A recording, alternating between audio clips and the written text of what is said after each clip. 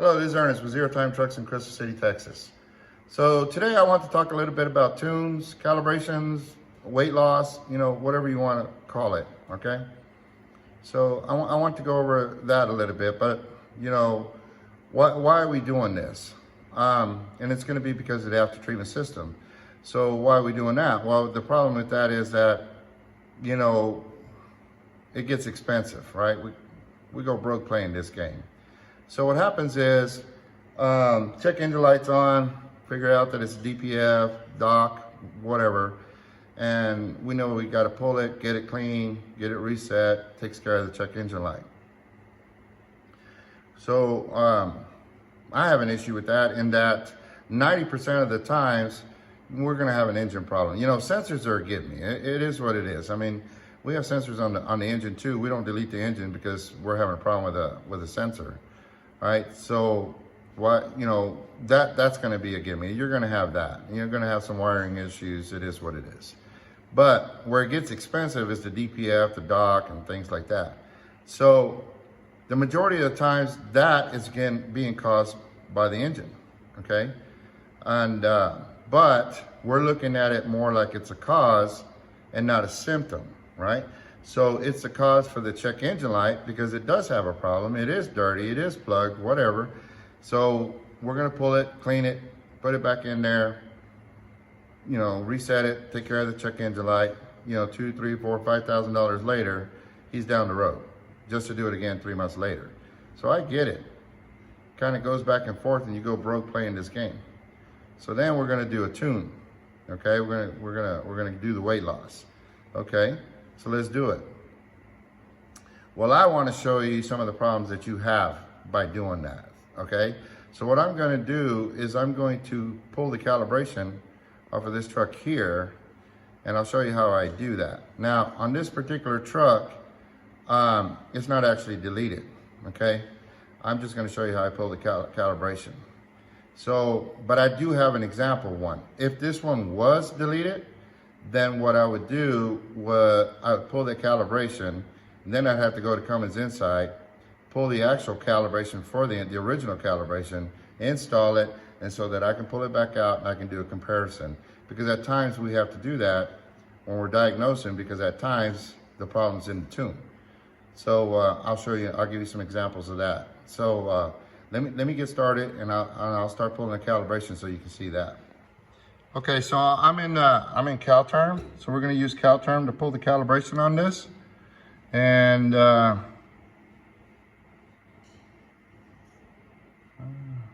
there. So let me get started doing this, and I'll be right back at you. All right, so I've got the module, so let me get to the next step, and I'm gonna open the module.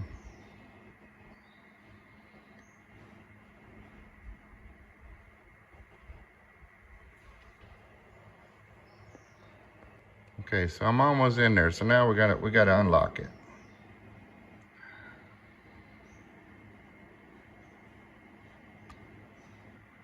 So we're gonna get it unlocked so we can open the calibration. All right, so I got it unlocked. So what I'm going to do is I'm gonna print out the report, but I mean, as you can see, we can do all kinds of things in here, right? I mean, there's just all kinds of stuff that we can do. Now, let me see, where's it at?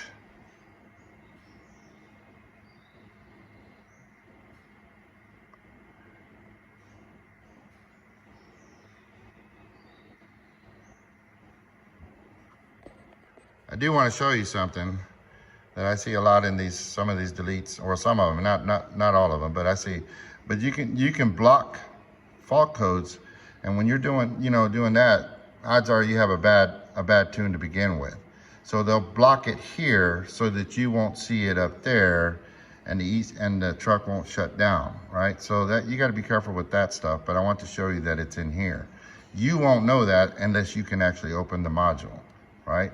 So anyway, I'm gonna go ahead and print this out, and then I'll show you what it looks like.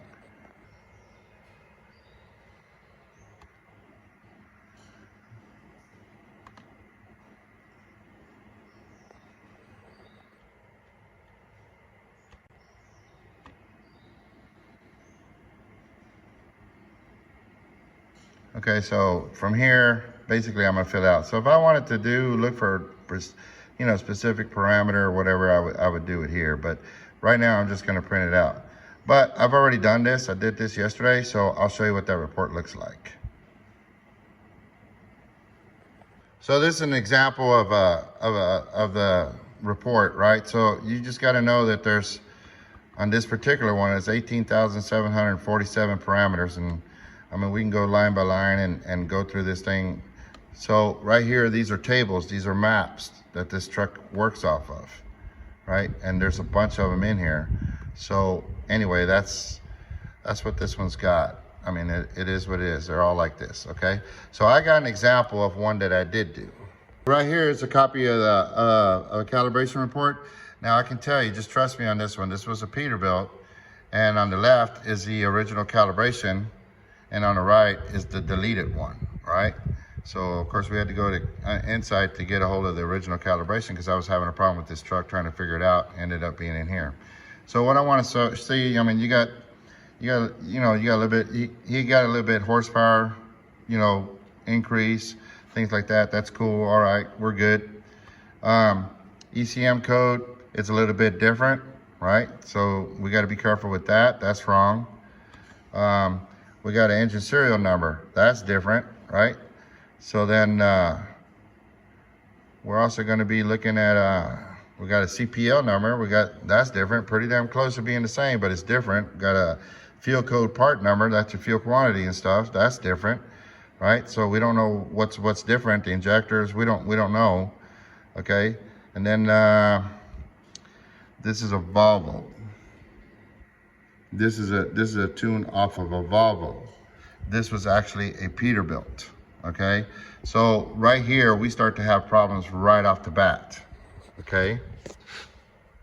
And then I can go through this and we can go through line by line and, figure out what changes are made and, things that are not right. All right, so it's just a lot of stuff. As you can see, I'm only part way in this thing. I mean, we got thousands of parameters that we'd have. These are maps, and we'd have to go through our maps and see what the changes were and, how they're affecting it. More maps, more tables. Our code descriptions and how it monitors the sensors and just all kinds of stuff. So, but anyway,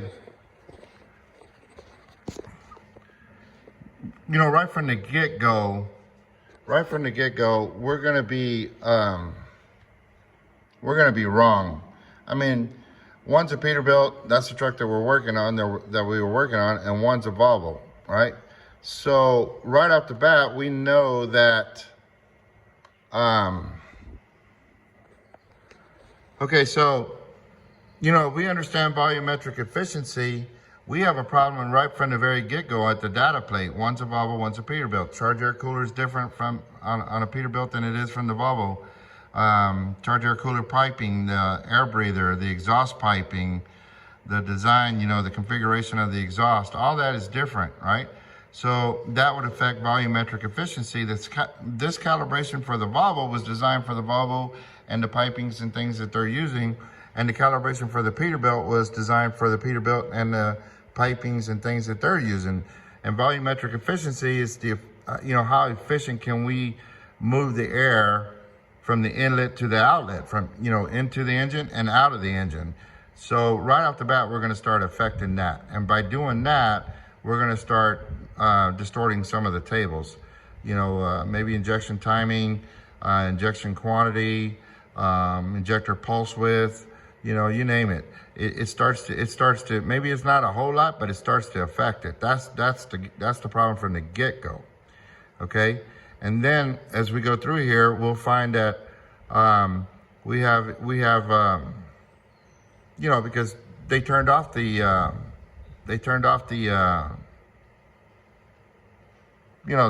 after treatment system. So the temperature, we can't see, the exhaust temperatures are no longer there. So that's going to affect the mappings. So we're going to affect, boost pressure is going to be affected, fuel is going to be affected, timing is going to be affected. And this is where we start to have the problems. And then we still have the problem that's actually in the engine that you don't know about. So we're going to compound it by putting this on top of that. So there's going to be a part 2, and I'll explain some more about that.